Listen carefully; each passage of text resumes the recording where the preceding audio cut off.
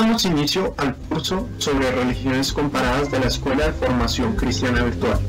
Empecemos por aclarar que religiones comparadas es el campo de estudio de la teología que se encarga de analizar las diferentes interpretaciones acerca de temas e ideas comunes en las distintas religiones y sectas del mundo. Para este curso se realizará una contextualización histórica de algunos sistemas religiosos, además de hacer énfasis en aspectos relevantes al estudio de cada religión y secta.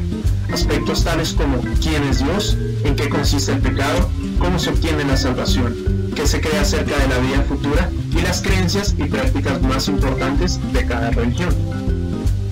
En esta primera lección vamos a hablar acerca de lo que es una religión y una secta, y tocar subtemas pertinentes de cada una. Primero vamos con las religiones. Una religión es una colección organizada de creencias, sistemas culturales y cosmovisiones que relacionan a la humanidad a algún tipo de existencia.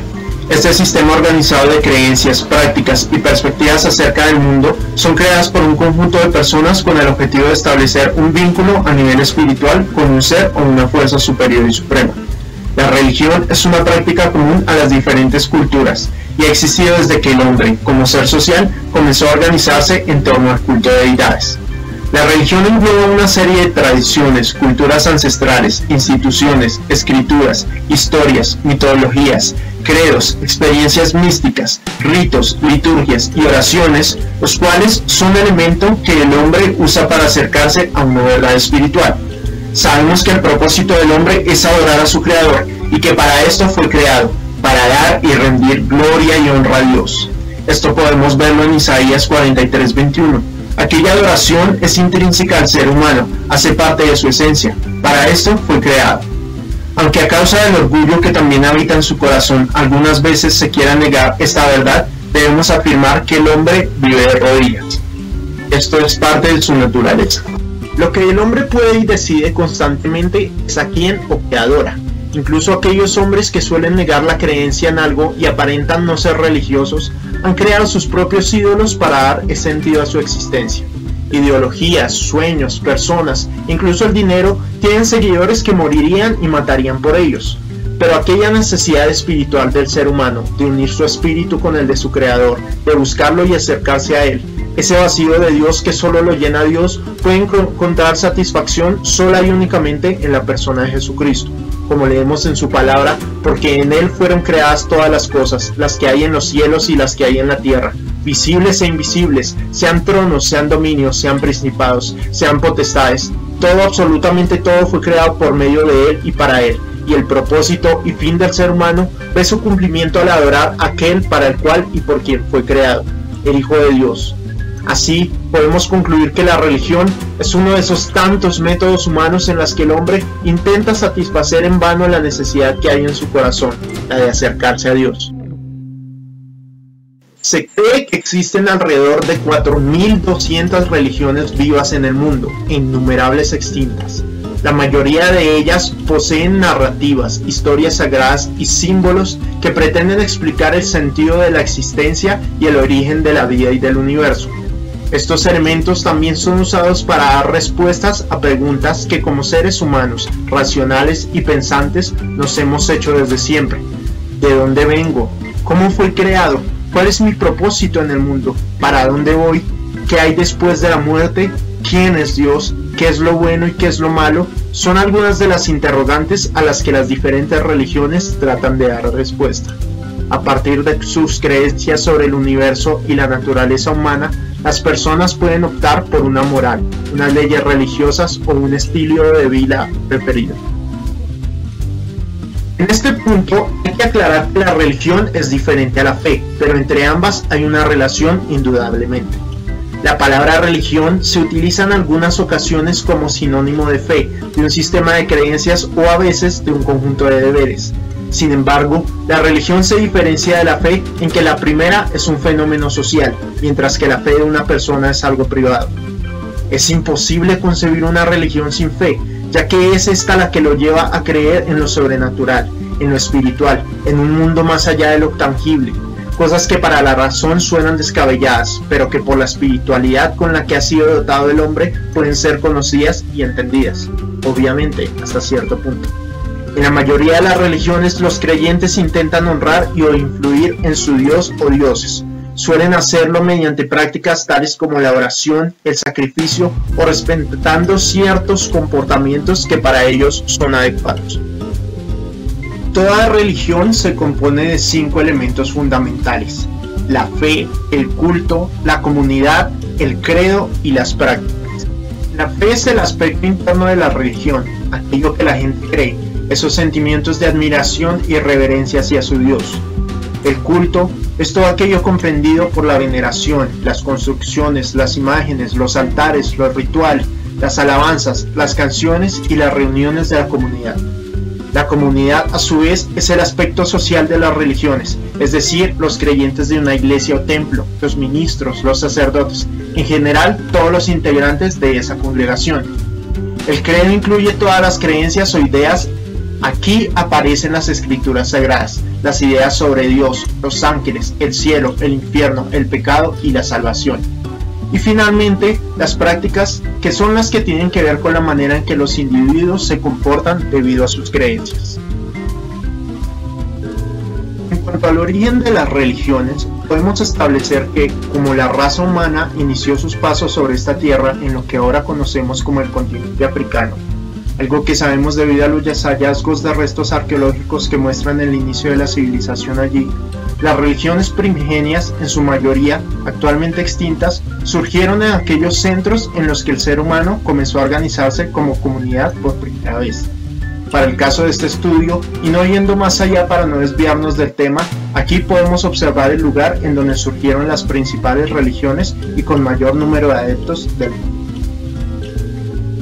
El cristianismo nace en la primera mitad del siglo I de nuestra era en Israel, y aunque podemos mencionar a Jesucristo como el centro de las creencias y la fe del cristianismo, sería erróneo hablar de él como el fundador de la religión, puesto que su intención nunca fue crear un movimiento religioso. Podríamos decir, de cierto modo, que fueron los discípulos de Jesús los que impulsaron aquel estilo de vida basado en las enseñanzas de su maestro y el seguimiento de sus pasos. Aún así, no es hasta el año 313 después de Cristo que el emperador Constantino I establece el cristianismo como religión oficial del Imperio Romano en Milán. En una próxima lección aclararemos el por qué, por motivos de este estudio, consideramos al cristianismo como una religión. Para establecer la fecha y lugar de origen del judaísmo, hay que establecer que luego de la promesa que Dios hizo a Abraham de hacer una nación grande con su descendencia, promesa que fue heredada a Isaac y a Jacob, quien sería el progenitor de las 12 tribus de Israel, y luego de que estas 12 tribus crecieran en Egipto, habitaran allá durante 40 años y fueran liberadas de su esclavitud mediante el poder de Dios a través de Moisés, es en el desierto, aquel momento en el cual podemos hablar de Israel como pueblo, como nación. Es allí donde Dios da los 10 mandamientos a Moisés en el monte Sinaí, además de la ley ceremonial y moral para su pueblo. Allí, al sur de la península del Sinaí, es donde comienza, podríamos llamar oficialmente, la religión judía, en la segunda mitad del siglo XII a.C.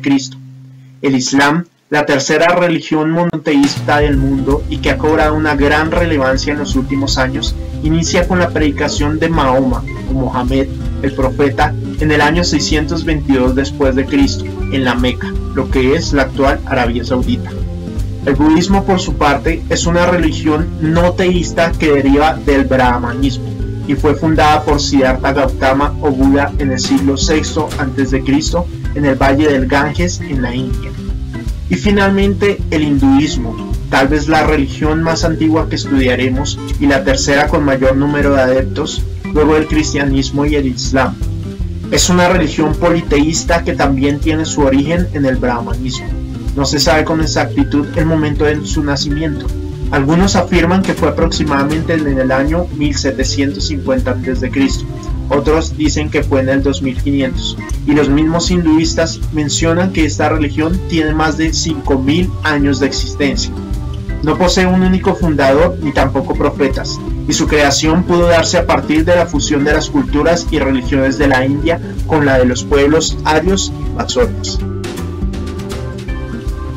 Las diferentes religiones que existen en el mundo y son practicadas por miles y millones de personas se pueden clasificar de acuerdo a estas 5 corrientes de pensamiento filosófico y religioso que veremos a continuación. Estas corrientes son el teísmo, el panteísmo, el no teísmo, el sincretismo y el ateísmo. Ahora veremos cada una de ellas con mayor detalle e intentaremos ubicar las religiones más conocidas actualmente dentro de unas 5 corrientes. Iniciemos con el teísmo. El teísmo es la corriente que afirma la existencia de una o más deidades, ubicándose aquí todas las religiones cuyas creencias se basan en la existencia de uno o varios dioses. Sin embargo, dentro del teísmo podemos encontrar también una división de acuerdo a la forma en la que se estructura el pensamiento acerca de una o varias deidades. La primera rama del teísmo es el monoteísmo, corriente de pensamiento que sostiene la existencia de un solo y único Dios, quien es además el creador del universo y que posee ciertos atributos que lo distinguen como el Ser Supremo, atributos como la eternidad, el poder, la omnipresencia y la omnisciencia, entre otros. Aquí se ubican las 3 religiones monoteístas que ya hemos visto, el Islam, el judaísmo y el cristianismo. La segunda rama es el dualismo. Esta plantea la existencia de 2 principios o divinidades opuestos y enfrentados entre sí. Uno de ellos se considera benevolente y digno de alabanza y admiración, mientras que el otro se considera demoníaco, malo o destructivo. Aún así, la existencia tanto del bien como del mal es necesaria y plantea un equilibrio dual para el mundo. Aquí podemos enmarcar creencias como el yin y el yang y el gnosticismo, y religiones como el zoroastrismo y el jainismo. Ahora, es posible que aquí surja alguna duda. Estén pensando en que el cristianismo puede clasificarse como una religión dualista, ya que afirma la existencia de un Dios bueno y benevolente y de Satanás, el mal encarnado. La respuesta es sencilla. El cristianismo y las escrituras no dicen que Satanás sea la contraparte de Dios, ni que su poder sea igual al de Dios. Nosotros creemos y sabemos que Satanás ya fue vencido en la cruz y por medio de la resurrección de Jesucristo perdió poder sobre la muerte y el mundo, y que ese resultado nunca va a cambiar sin importar lo que él haga. Él ya fue derrotado de una vez y para siempre. Claro está que Satanás sigue ostentando poder sobre este mundo, pero es Dios quien le ha dado ese poder y quien le permite orar, tal y como lo muestra la palabra en el 1 y 2 capítulo del libro de Job. Entonces hay que aclarar que el dualismo mantiene la creencia de 2 fuerzas contrarias e iguales, necesarias para el equilibrio y balance perfecto del mundo, mientras que el cristianismo anuncia que el mal ya fue vencido por Jesús y que al final de los tiempos se extinguirá por completo esta maldad. Ahora bien, la tercera rama, el politeísmo. Los politeístas creen en la existencia de diversos dioses organizados jerárquicamente, como ocurre en el hinduismo, el shinto japonés o las antiguas religiones de la humanidad como la griega, la romana o la egipcia. Para ejemplificar esto, basta con recordar lo mucho o poco que sepa sobre la mitología griega. El máximo dios, Zeus, habita en el Olimpo junto con otros dioses mayores, y adicional a esto hay una serie de dioses menores que se encargan del mundo. Esto es lo que plantea la mitología griega. Este es básicamente el modelo que se estructura en el politeísmo. Cabe mencionar aquí que la mayoría de civilizaciones antiguas, por no decir que todas, basaban su sistema religioso en creencias politeístas. La segunda corriente de pensamiento es el panteísmo. Esta corriente reúne todas las creencias en las cuales el universo, la naturaleza y Dios son equivalentes, son lo mismo. En pocas palabras, afirman que la divinidad y la deidad se encuentran en todo y en todos. El ser humano, los animales, los elementos de la naturaleza y todo el universo es Dios y hace parte de él. No hay que confundir el panteísmo con el atributo de la omnipresencia de Dios. El que Dios sea omnipresente significa que se encuentra en todo lugar, pero esto es diferente a la creencia de que todo es Dios. Es importante hacer esta distinción. La corriente panteísta también se puede encontrar en el politeísmo, ya que algunas religiones como el hinduismo se piensa en el ser humano y la naturaleza como una extensión de Dios y la posibilidad de que estos sean parte de la deidad. Una de las variaciones del panteísmo es el animismo. Este viene del latín anima, que significa alma. el cual es un concepto que engloba diversas creencias en las que tanto objetos como cualquier elemento del mundo natural, sean montañas, ríos, el cielo, la tierra, determinados lugares característicos, rocas, plantas, animales, árboles, etc., están dotados de alma y son venerados o temidos como dioses. Este es el caso de las religiones tribales o aborígenes. La cosmovisión se basa en la creencia de que montañas, el sol, la tierra, la lluvia y en general la naturaleza posee alma y debe ser adorada. Actualmente esta corriente de pensamiento se encuentra muy extendida. El movimiento vegano, el hipismo y el canto al agua, junto con todos aquellos grupos que desean establecer una conexión con la naturaleza y que se esfuerzan por la protección y conservación del medio ambiente, tienen una base animista al considerar la naturaleza, o como ellos llaman a la Pachamama o Madre Tierra, como Dios, lo que no es otra cosa que herencia de nuestras raíces indígenas. Aunque los tiempos y el mundo hayan cambiado, el ser humano sigue siendo el mismo. La palabra en Romanos 1:25 nos dice que los hombres cambiaron la verdad acerca de Dios por una mentira, y así rindieron culto y sirvieron a las cosas que Dios creó, pero no al Creador mismo, quien es digno de eterna alabanza. Es como si quien se llevara el crédito y la admiración fuera la obra de arte y no el artista. La carta de Pablo a los romanos fue escrita hace unos 2000 años y aún hoy podemos ver cómo la verdad allí revelada sigue siendo vigente para nuestros días. Otro ejemplo de corrientes animistas se encuentra en el cine. Películas como Star Wars de George Lucas y el concepto de fuerza, o Avatar de James Cameron y la deidad Eywa son un ejemplo del animismo.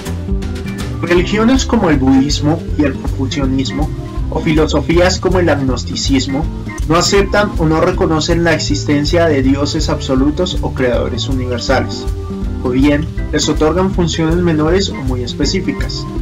En ocasiones estos dioses se ven como metáforas utilizadas para referirse a fenómenos naturales o estados de la mente. Las últimas dos corrientes son el sincretismo y el ateísmo. El sincretismo, más que corriente, puede definirse como un esfuerzo por conciliar y unificar diferentes doctrinas que por lo general tienden a ser opuestas.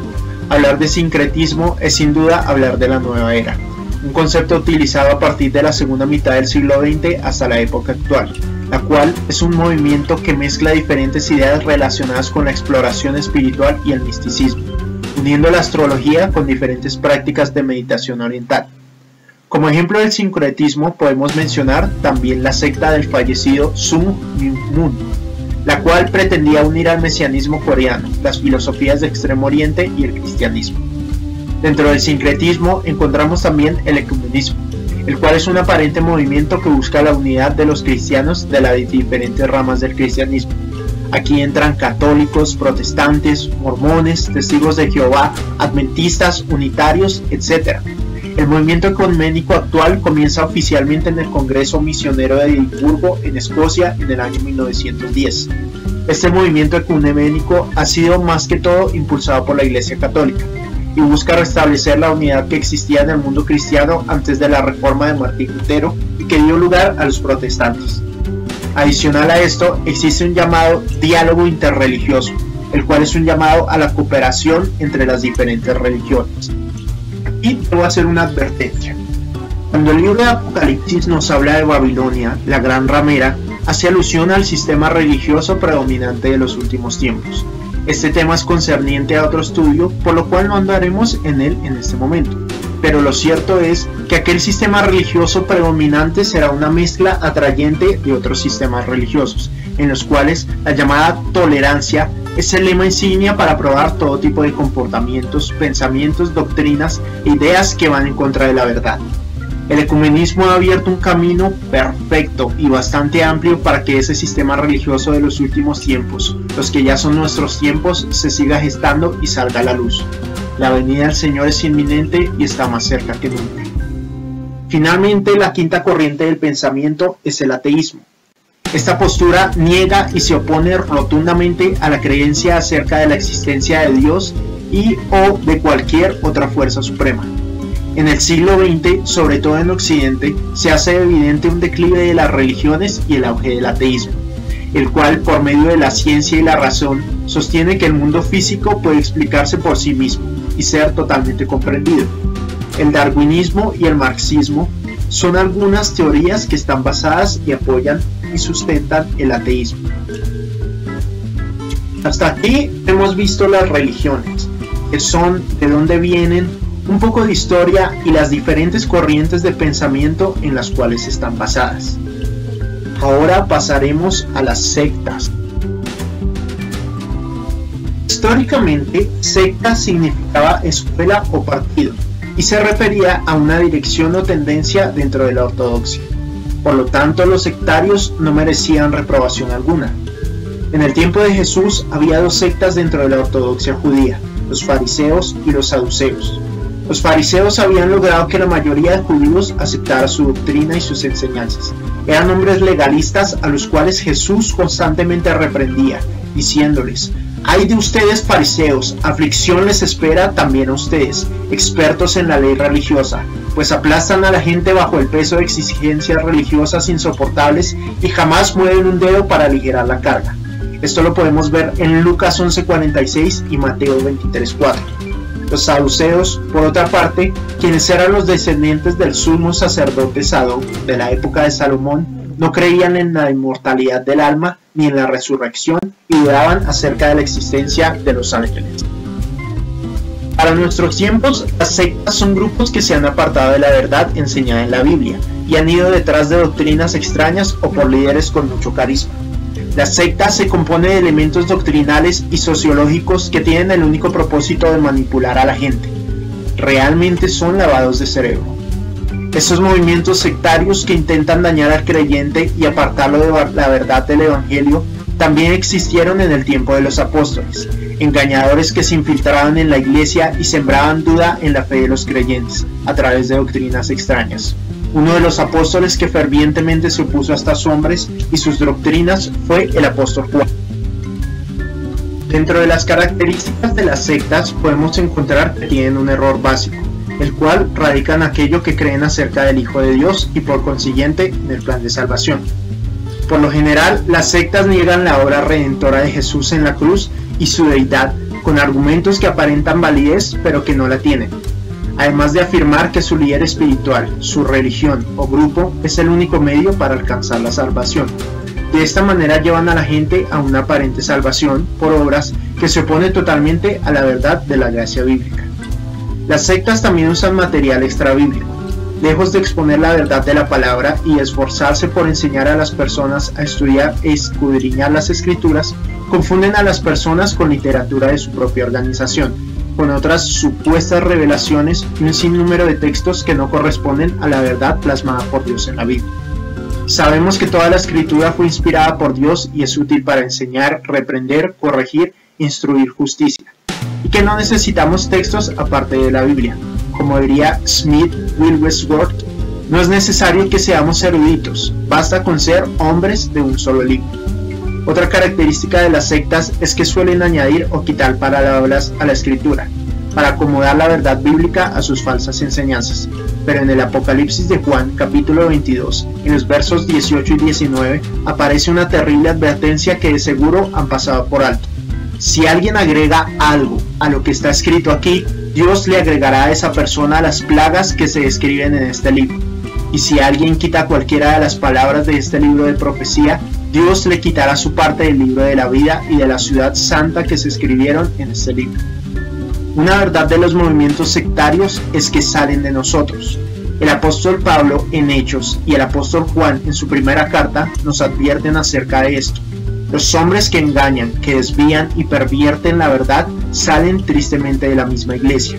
Son lobos rapaces vestidos de oveja que se han infiltrado, que pertenecen al padre de la mentira y solo quieren apartar a muchos de la verdad. Un aspecto característico que no debemos pasar por alto de las sectas es que profesan haber encontrado la iglesia y la doctrina ideal. Los integrantes de las sectas alegan que su iglesia o grupo al que asisten es el único con la verdad y como consecuencia los demás no son salvos o están bajo el control de Satanás. Esto hace parte de la manipulación que cometen contra las personas, reteniéndolas y obligándolas a permanecer en su grupo o congregación. Las sectas solo usan porciones de la Biblia que generalmente se encuentran fuera de su contexto, además de formar doctrinas haciendo uso de un solo versículo aislado. Eso va en contra de las normas de interpretación y estudio bíblico. También suelen emplear terminología bíblica con su propia definición. Redefinen términos como la salvación, el pecado, la redención, el anticristo, el reino de Dios, entre otros, todo para justificarse a sí mismos. Y finalmente, tal vez lo más importante de todo es que el número de estas ha ido aumentando. Esta es una señal de los últimos tiempos. Pablo lo dijo a Timoteo en su primera carta. En el capítulo 4 dice: el Espíritu Santo nos dice claramente que en los últimos tiempos algunos se apartarán de la fe verdadera, seguirán espíritus engañosos y enseñanzas que provienen de demonios. Las sectas hacen parte del espíritu del anticristo, de los últimos tiempos, del cual nos advierte Juan. Aunque muchas doctrinas falsas y diferentes sectas han surgido en los últimos años, y muchas de ellas se han infiltrado levemente en la iglesia actual, no hay nada oculto que no salga a la luz. Por medio de la palabra es posible analizar si una iglesia ha sido afectada por una secta y si es o no una iglesia verdadera. Para esto hay una prueba que incluye 3 puntos importantes: la prueba teológica, la prueba moral y la prueba social. La prueba teológica responde esencialmente a lo que la congregación afirma y cree acerca de Jesucristo. ¿Dan la gloria a Dios solamente o quieren que la gloria recaiga sobre sus líderes? ¿Creen que la única manera de salvarse es por medio de la gracia de Dios Padre a través de Jesucristo, o enseñan una salvación por medio de un sistema de obras? ¿Se basan únicamente en la Escritura o tienen textos adicionales a los cuales se remiten incluso más que a la misma palabra? ¿Creen en Jesucristo como el único mediador entre Dios y los hombres o creen en algún otro mediador? ¿Enseñan la salvación por medio de la fe en el Hijo de Dios o hay algún otro ingrediente adicional? Si no es así, es muy probable que te encuentres en un lugar equivocado, que debas salir cuanto antes de aquella trampa. La prueba moral es sencilla. ¿Cómo se comportan las personas de la congregación? Una evidencia crucial de la vida de un verdadero cristiano es su vida, su testimonio. Dice la palabra que por sus frutos los conoceréis. Si una persona se esfuerza por vivir en santidad, tiene una relación personal y genuina con Dios, vive llena del fruto del Espíritu Santo y vive conforme a la Escritura, no hay duda de que es un verdadero seguidor de Jesús. Si no es así, bueno, esa es otra historia. La tercera prueba es la prueba social. El elemento esencial en el cuerpo del Señor Jesús es el amor, tan sencillo como eso. En las sectas no existe la clase de amor fraterno que existe en una verdadera iglesia. Es posible aparentarlo, pero el amor verdadero nunca deja de ser. En el área social podemos probar su autenticidad si existe en ese grupo amor al cuerpo de Cristo, a los que sufren persecución, a los inconversos y al prójimo en general. Finalmente, después de haber hecho un recuento de lo que es una secta y la forma en la que operan, debemos mencionar el por qué la gente acude a estos grupos, el por qué estos tienen tanto éxito. Recordemos que al inicio de esta lección mencionamos que hay una necesidad intrínseca en el corazón del hombre, esa necesidad espiritual por la cual el ser humano anhela desde lo más profundo de su ser acercarse a su Creador. Es a causa de esta necesidad que estos grupos usurpan el lugar que le corresponde a Dios en el corazón del hombre y lo alejan de la satisfacción de cumplir ese anhelo. El usurpador por excelencia es Satanás, el padre de la mentira. No hay nadie más interesado en que los hombres se alejen de Dios. Él no soporta que alguien quiera entregar su vida a Jesucristo, por lo que sin importar los métodos que tenga que usar, se esforzará por apartarlo del camino recto, de aquel que lo guía a su Salvador. Satanás es el creador de las sectas, presenta un camino que niega la eficacia de la muerte de Cristo y la sustituye por un camino que apela al ego humano, cuestionando la salvación de los creyentes. La secta también proporciona a la persona un falso sentido de la vida, le presenta un desafío atractivo donde la hace sentirse valorada. Muchas veces en la iglesia fallamos al no darle la importancia suficiente a las personas. Muchos se han sentido menospreciados o poco valorados en nuestras congregaciones, sobre todo aquellos nuevos creyentes que no están muy firmes en la fe y necesitan de nuestro apoyo, cuidado y protección. Son bebés espirituales y hay que cuidar de ellos, incluso en susceptibilidades como esta. En las sectas se escuchan testimonios y milagros asombrosos, pero la Biblia nos enseña que no debemos dejarnos cautivar por estas señales aparentes. Satanás también es capaz de hacer milagros, pero el único que bendice es Dios. Los milagros de Satanás son incompletos. Gran parte de los que recurren a las sectas son personas fáciles de convencer, que buscan apaciguar la ira de Dios por sus fracasos y pecados. Las sectas prometen a través de misterios antes ocultos y ahora revelados al supuesto ungido, aliviar la culpa de la gente y hallar así una vida mejor. Esto cautiva, seduce e hipnotiza, y finalmente atrapa a muchos. No nos engañemos, siempre nos ha gustado sentirnos únicos. Por último, para muchos es más sencillo que los líderes del grupo tomen las decisiones, les digan qué creer y qué hacer. En este caso, la secta ofrece una medida visible de medir la espiritualidad. A continuación aparece un pequeño test con algunas preguntas, las cuales pueden ayudar a identificar con mayor facilidad una secta. Si hay más de 3 preguntas cuya respuesta sea no, es posible que el grupo o congregación a la que usted asiste sea una secta o esté comportándose como tal. Si no es así, pero hay algunas preguntas cuya respuesta es no, recuerde que no hay iglesias perfectas, pero Dios sí lo es, y por medio del estudio de su palabra y el diálogo se puede ayudar a corregir estos errores. Tómate tu tiempo y responde. Este test puedes aplicarlo a cualquier otro grupo o congregación. Bueno, y esto ya ha sido todo por hoy. Espero que esta lección sea de bendición para ustedes y que impulse el avance del reino en sus vidas y en la de otros. Para cualquier duda, inquietud, comentario o sugerencia que tengan, pueden escribirme a stgosalamanca@gmail.com, colocando en el asunto del mensaje EFC-pregunta religiones comparadas. Y con mucho gusto responderé a cualquier inquietud que les haya quedado. Un fuerte abrazo y hasta una próxima oportunidad. Bendiciones.